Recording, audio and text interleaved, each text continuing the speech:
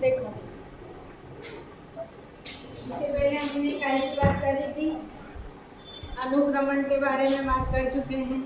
अनुक्रमण का मतलब क्या था कि जिस स्थान पर कोई भी जीव, पेड़ पौधे नहीं है, वहाँ पर अचानक जीव आकर रहने लगते हैं और फिर धीरे धीरे वहाँ पर क्या होता है, एक विकसित समुदाय स्थापित हो जाता है।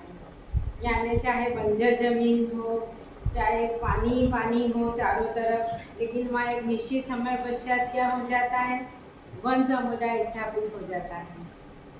तो जो शुरुआत करते हैं जहाँ पर, वो क्या कहलाते हैं, पायोनियर, और जो अंतिम होता है वो क्या कहलाता है, चरम समुदाय। इसके बारे में हमने पहले बात करी है। इसके हमने प्रकार भी देखे हैं। तो आज जो सबसे पहला प्रकार देखना है जिसकी डिटेल हमें, वो क्या है, जल अनुक्रमण। यानी मान लो किसी स्थान पर पहले क्या था, जल ही जल था। आपको तो खुद ही मालूम होगा, हमने 11th में पढ़ा है पृथ्वी की उत्पत्ति, और पूरी पृथ्वी कैसे भरी हुई थी, पानी ही पानी, जल ही था। और जीवन की उत्पत्ति भी सर्वप्रथम कहाँ पर हुई है, जल में ही हुई है।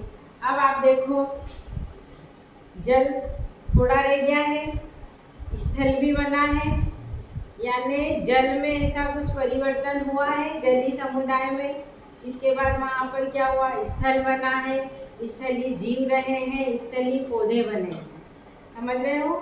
यानी ऐसा अनुक्रमण जो कहाँ से शुरू होता है, जल से शुरू होता है या जल में शुरू होता है, वो क्या कहलाता है, जल अनुक्रमण या हाइड्रोसीली या जलीय अनुक्रमण। ठीक है।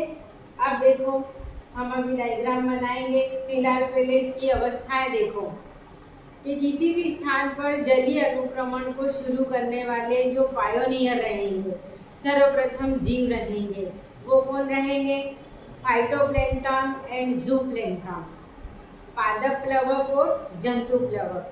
फाइटोप्लैंक्टन मतलब अत्यंत सूक्ष्म पौधे और जीव, फाइटो मतलब पादप प्लवक, और जूप्लैंक्टन मतलब जंतु प्लवक, तैरने वाले सूक्ष्म पौधे और सूक्ष्म जंतु, ये क्या कहलाते हैं, फाइटोप्लैंक्टन और जूप्लैंक्टन। ठीक है। ये कौन रहेंगे, यहाँ पर पायोनियर के रूप में रहेंगे। उसके बाद उन पौधों का स्थान कौन लेगा, हमने बात करी है, एक कम्युनिटी क्या करती है, दूसरी कम्युनिटी, इधर से निकलो, हाँ, एक कम्युनिटी दूसरी कम्युनिटी को रिप्लेस करती है। समझ रहे हो? तो यहाँ पर ये जितनी भी अवस्थाएं लिखी हुई है, हर अवस्था में कोई विशेष प्रकार के पौधे और जीव पाए जाएंगे और उन जीवों का स्थान दूसरे जीव लेंगे। यानी एक के बाद एक समुदाय आता जाएगा, उस स्थान में अपने अनुसार कुछ परिवर्तन करेगा, वो कुछ समय तक रहेंगे, उसके बाद वो दूसरी कम्युनिटी के द्वारा क्या होंगे, विस्थापित कर दिए जाएंगे। तो ये इतनी सारी अवस्थाएं देखनी है हमको। सबसे पहले कौन सी है, फाइटोप्लैंक्टन स्टेज या प्लैंक्टन स्टेज। फिर जल निमग्न पौधे, इसमें कौन आएंगे, जल में डूबे हुए पौधे आएंगे। फिर इन पौधों को कौन रिप्लेस करेंगे, जल के ऊपर तैरते हुए पौधे। ये सभी ये जलीय पौधे ही है, जलीय अवस्था ही है, लेकिन ये सूक्ष्म जंतु और सूक्ष्म पौधे हैं, ये जल में डूबे हुए हैं, ये जल के ऊपर तैरने वाले हैं। इसके बाद क्या होगा, सूर्य का प्रकाश प्रॉपर गिरता रहेगा, तो उस स्थान की नमी यानी पानी की मात्रा वहाँ पर क्या होगी, कम हो जाएगी। पानी तो रहेगा और मरे हुए जीवों का शरीर रहेगा, तो वहाँ पर क्या हो जाएगा, कीचड़, यानी पानी ज़्यादा और थोड़ा कीचड़, तो उसी को अपन क्या कहते हैं, दलदल। तो अगली अवस्था क्या होगी, दलदली अवस्था होगी। फिर और सूर्य का प्रकाश गिर रहा है, उसके कारण क्या होगा, पानी की मात्रा और कम होगी, मिट्टी में नमी की मात्रा कम होती जाएगी और धीरे धीरे वो क्या बन जाएगा, स्थल बन जाएगा। और स्थल पर सबसे पहले शाखीय पौधे आएंगे, छोटे छोटे पौधे और घासें, उनको रिप्लेस कौन करेगा, झाड़ीनुमा पौधे करेंगे। छोटे पौधों को बड़े पौधे रिप्लेस करेंगे, झाड़ीनुमा, वो भी झाड़ीनुमा पौधों को कौन रिप्लेस करेगा, बड़े बड़े वृक्ष। तो जहाँ पर क्या था, सिर्फ पानी ही पानी भरा हुआ था, वहाँ पर कुछ सालों पश्चात, कुछ समय पश्चात एक विकसित वन खड़ा होगा। तो यही क्या कहलाया, सक्सेशन, अनुक्रमण। और चूंकि हम पारिस्थितिक तंत्र में पढ़ रहे हैं तो ये क्या कहलाया, पारिस्थितिक अनुक्रमण। और पारिस्थितिक अनुक्रमण में जो हम पहला पढ़ रहे हैं कौन सा, जल अनुक्रमण। समझ में आया। अब इसको हम डायग्राम से समझते हैं। जैसे फॉर एग्जाम्पल ये देखो,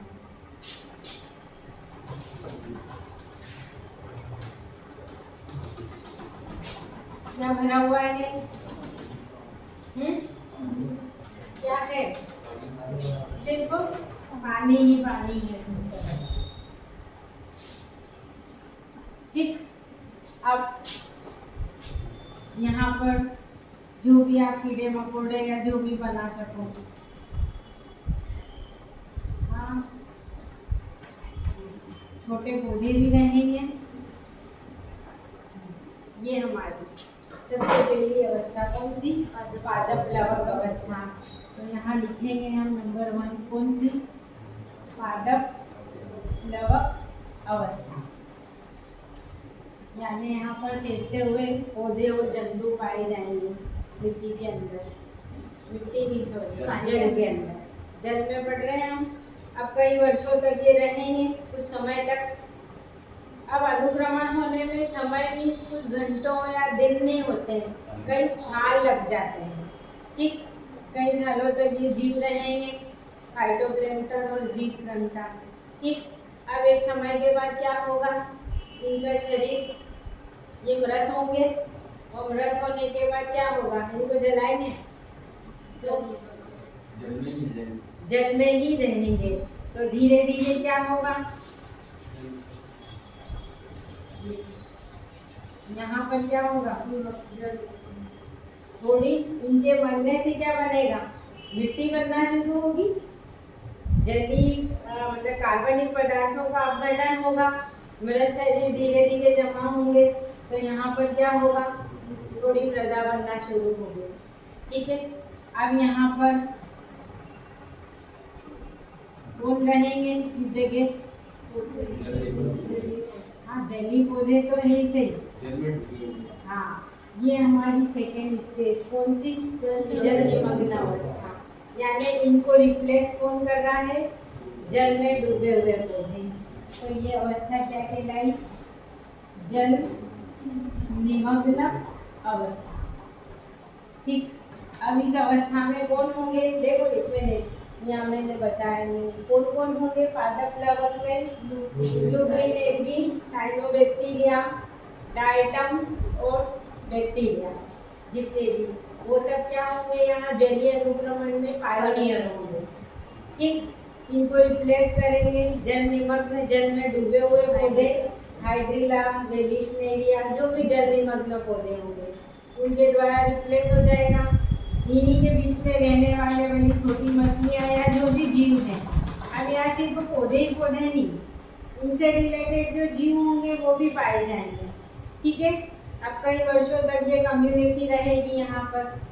फिर क्या होगा, फिर क्या हो जाएगा,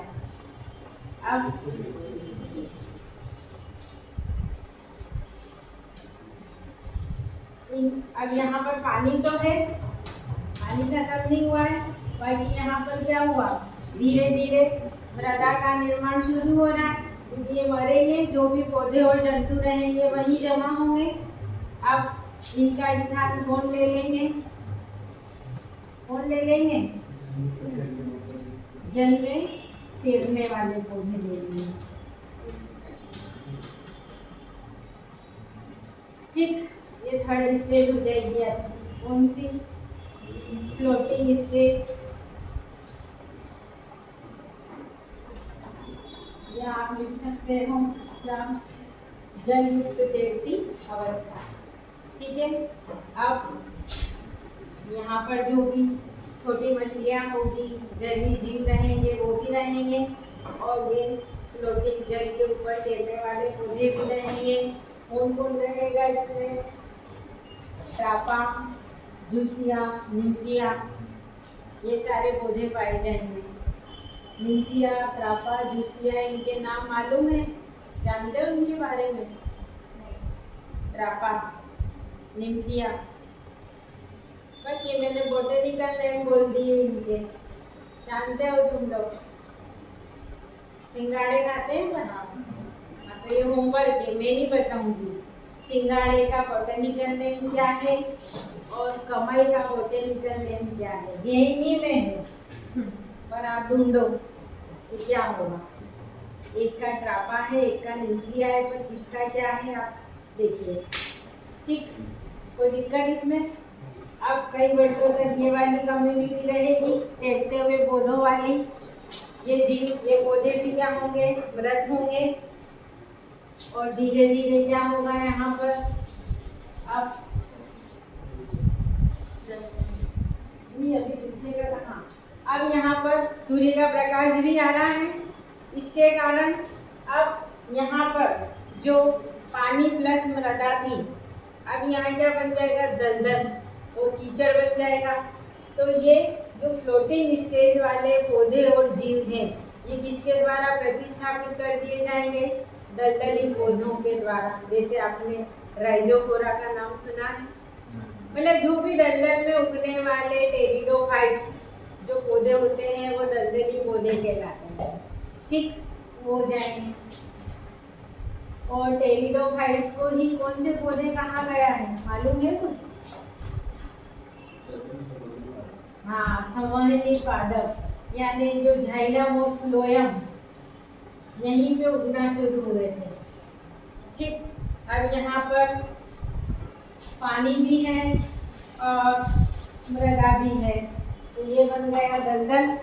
तो ये अवस्था क्या कहलाई? फोर्थ स्टेज, दलदली अवस्था। ठीक है, तो दिक्कत, फिर कई वर्षों तक ये कम्युनिटी रहेगी।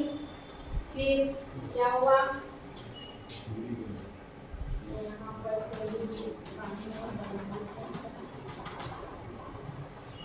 अब सूर्य का प्रकाश प्रॉपर आ रहा है। ठीक, इसके कारण दलदल क्या हुआ? सूखा। मिट्टी के अंदर से पानी की नमी बिल्कुल गायब हुई, और गायब होने के बाद इनका स्थान इनने ले लिया। छोटी छोटी घासें और छोटे छोटे जो पौधे होते हैं, ये उनने ले लिया। शाख जो मिट्टी से लगे हुए होते हैं, जिनमें काष्ठ की मात्रा बिल्कुल नहीं होती है, वो सब पौधे क्या होते हैं?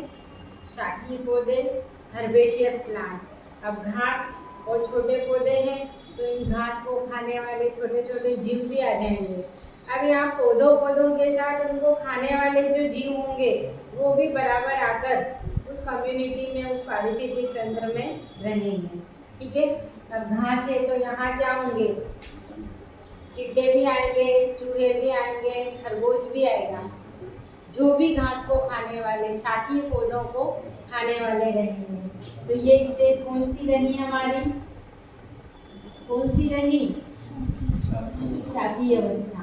वहाँ पर मैंने दोनों कॉमन लिख दिए, आप चाहे तो अलग से भी लिख सकते हो डिटेल में।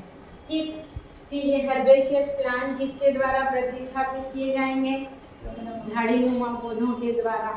अब यहाँ पर आ जाएगी बकरी, आएगी या नहीं आएगी?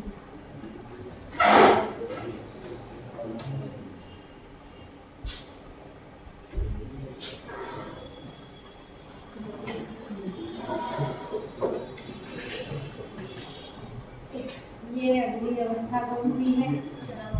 श्रबेशियस स्टेज, श्रब स्टेज या झाड़ीनुमा अवस्था।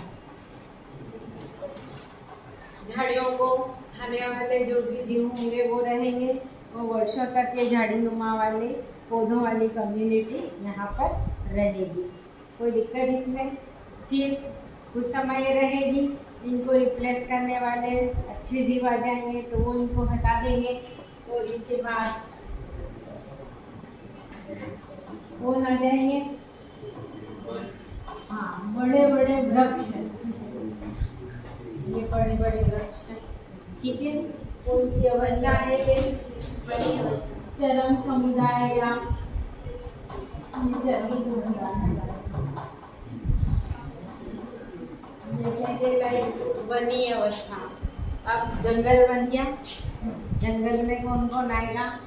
बब्बर, शेर आएगा, जो भी पैंथर, टाइगर, हाँ एनाकोंडा समझ आएगा, वो अमेजन के जंगलों में भी रहे, समझ रहे हैं ना। अब जहाँ देखो क्या था, ये पूरा पानी पानी वाला एरिया बनाया था हमने, लेकिन फिर धीरे धीरे क्या हुआ, पानी खत्म हुआ और वहाँ पर क्या बन गया? एक वन बन गया, और ये जल से शुरू हुआ है, इसीलिए क्या कहलाया? जलीय अनुक्रमण। तो यहाँ भी आप डायग्राम बनाते हो, उसके नीचे आपको हेडिंग डालना पड़ती है। हम लोग क्या करते हो, क्या करते हैं अपन? खाली ऊपर लिख देते हो, जबकि डायग्राम का नियम क्या है? जहाँ भी डायग्राम बन रहा है उसके नीचे उसका नाम लिखो। तो ये है जलीय अनुक्रमण, और ये जलीय अनुक्रमण की विभिन्न अवस्थाएं, ठीक है।